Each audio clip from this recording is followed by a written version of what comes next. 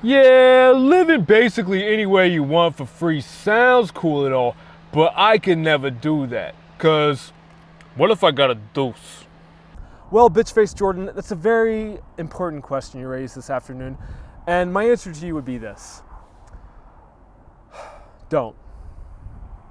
Don't poop. Don't ever poop. Reason being is because it's gross, okay?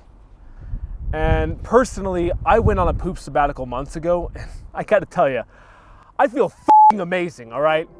Look at my hands.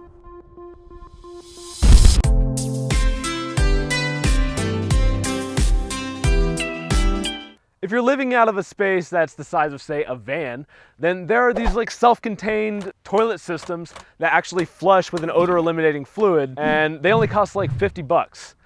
I was just recently introduced to these for the first time when I met this person in a parking lot, and we like gave each other a tour of our vehicles because they were living in theirs too. And they said how that toilet like made their life significantly more comfortable. But not everyone in the world has the luxurious cubic footage of a minivan. I obviously ain't got room for especially not literal That's not where my priorities are. I'm not trying to take up a bunch of space in my Prius holding dookie. And despite my toiletless existence, I'm still able to get by without any problems using the options available to me. Throughout our day, there's probably at least a few occasions where we're walking right by a public facility that we can use. And it's worth practicing the habit of being proactive about addressing that need before it becomes a serious need. Like before leaving the gym, for instance, is a good time. Gas stations and fast food restaurants are likely your most prevalent option. But if you're in like a downtown area, there's a chance that it will require a passcode for access. Getting access doesn't necessarily require you to be a customer, but that might be what's expected. But if you're in an unfamiliar area, how do you know where to go? Well, something that's been personally really helpful on at least a few occasions is an app called Flush. It uses your location to show you on a map the various public access restrooms in your area, and it will use maps to help you guide yourself there. I would say that's like a must-have app for the vehicle-dwelling nomad. But OMFG, what do I do if I gotta pee and I'm in a city and there's no public facilities around? It's an emergency, I gotta go! And I can't go outside without risking indecent exposure. Well, clearly, it's just time to reach for your trusty tinkle jug. Now, I know what you're thinking. With so many great tinkle jugs on the market, how do you choose? Well, in my opinion, 32-ounce Gatorade bottle is the best on the market. But hey, who am I to judge? Nobody's been pissing in jugs longer than truck drivers. So let's ask them.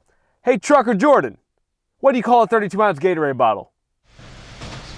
Piss grenade. Well, there you have it. So what makes them preferable? Why is Gatorade the king of the piss jug throne? Besides the fact that they're available everywhere, just stop in any random gas station and you're going to find these portable urinals. But on top of that, the lid is like super wide. The opening is very wide. It's wider than a Powerade bottle. And that's great to accommodate for your massive ding-dong or extra wide set baby printer. And the 32-ounce capacity is actually perfect because it's roughly the size of a human stomach. So as long as you haven't been pounding beers, you're not going to risk filling and spilling throughout the course of a single session of relief.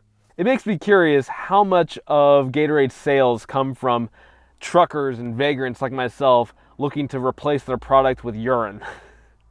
Like in stockholder meetings, are they trying to figure out how we can get more people to think about them as great things to pee in? I mean, it is shaped like a dick. That's undeniable. That is a wiener. And on top of all that, it's got a tasty beverage inside when you first get it. Unfortunately, this is piss. While living this lifestyle, it's not unlikely that eventually nature is going to be calling and there's not going to be a public facility for you to use. And in cases like that, it's time to get a little bit more acquainted with our ape genes. Now, by that, do I mean shitting into your own hand and chucking it at things? No. If you're a little bit more rodeo drive than that, you can go the civilized route, which is to use a trowel like this, which is just a tiny shovel meant for gardening. You dig a hole out, you squat like an Instagram model, do your business, use some biodegradable toilet paper, and then bury the whole thing. Now, my trowel, while there are some really nice foldable ones that are more compact than this, but I paid like $1 for this, and honestly, I've never even had to use it. So I'm not trying to invest in a new one anytime soon. If you just gotta go number one, there's always the tried and true method of just finding a bush. But females have a little bit more of a biological hassle to contend with here that might make them shy away from that path. But we're lucky enough to be living in the god-dang future. And today there are things called FUDs, female urination devices. Devices my friend Marika affectionately refers to as lady wieners. Functionally, there's nothing special about these devices. It's literally a funnel that you're peeing through to have a less precarious stream to manage. And they come in both disposable and washable forms. I've even seen instructions on how to make DIY versions that seem like they would work just fine. The real beauty of these devices is that it allows women to finally easily stand while peeing, significantly reducing the chances that they're gonna splatter all over their shoes, which ain't nobody got time for that.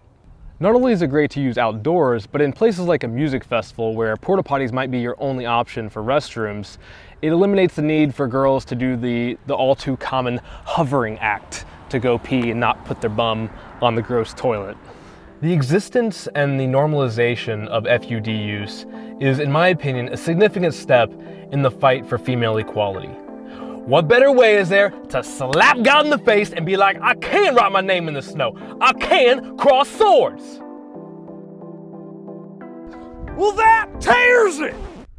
Women standing to pee. Are you for real? Whew! We're in trouble, fellas.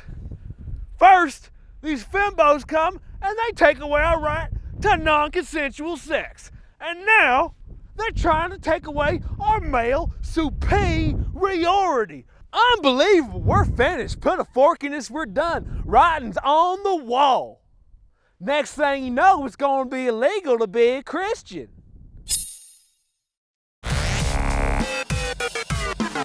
We're the ones with the long urethras. Remember that.